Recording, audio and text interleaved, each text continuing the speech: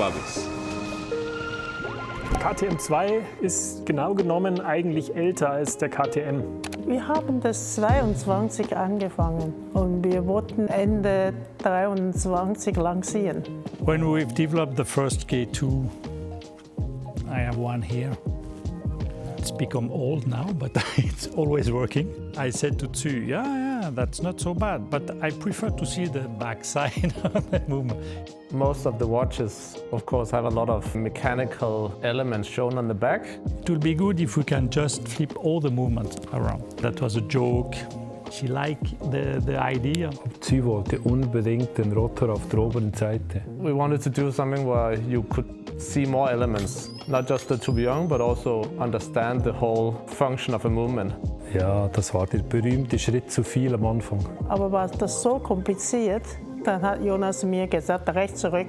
Und wir haben weiter das entwickeln. I was aware of some of the challenges, like also discussing with Sue, there was definitely some issues that had to be solved. I think like in the creative process, we often start by not thinking too much about the technical challenges and then, let's say, considering them when we approach them. It's a bit like that meme about that famous editing software where everything's perfect and you move one thing and the whole room turns upside down. I think when the engineers saw this, they were like, yeah, so you just want us to move that. Just moving that means that pretty much everything else has to move to some extent as well. Automatik musste komplett umgedreht werden. Das Zeigerwerk in der Mitte musste angehoben werden, damit man noch über den Rotor kommt. Der Rotor musste leicht nach außen geschoben werden. Dadurch musste auch der Durchmesser vom Werk natürlich entsprechend leicht erhöht werden.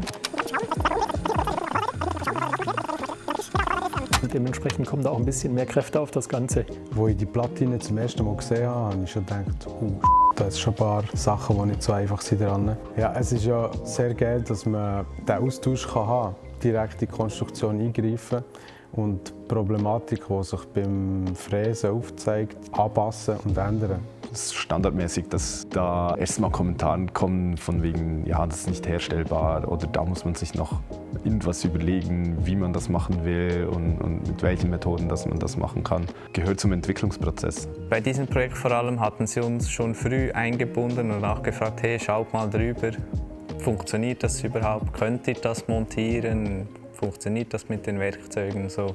For a dial like this one, we need something like between 20 and 30 different steps because we use a lot of different technology like laser cutting to create the main shape of the dial.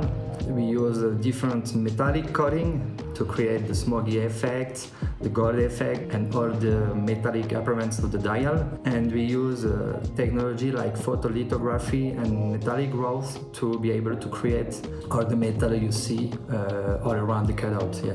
I think the creation we have managed to come up with is something very unique and it really reflects what Horage is able to do. Great collaboration, a lot of ingenuity and innovation that comes together in one creation. So I think this watch pretty much reflects that. Yeah.